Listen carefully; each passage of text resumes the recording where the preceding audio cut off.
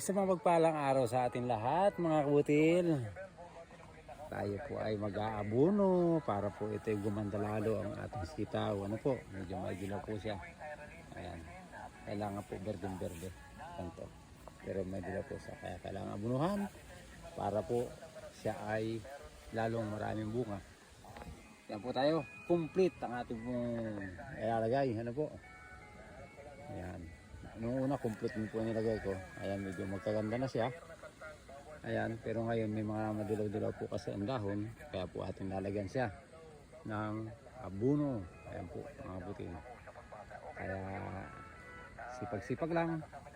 At pagdating ng araw, namuka, may anihin. Mga butil, ngayon, tayo po ay mag-aabono na. Tayo po ay maglalagay sa gilid lang. Gilid lang po ng mga bawat puno ating lalagyan. Parang ganito lang po ang mangyayari mga butil. Diba yan po puno. Yan. Ganito lang po kadami. Halos mga 5 grams lang. Yan. Sa gilid lang po.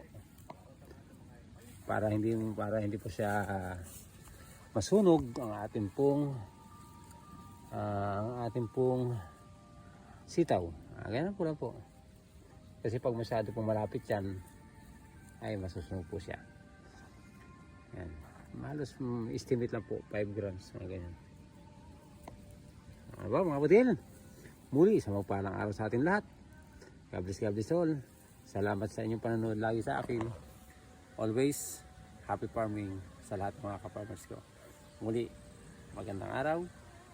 At God bless all. Thank you for watching mga butil.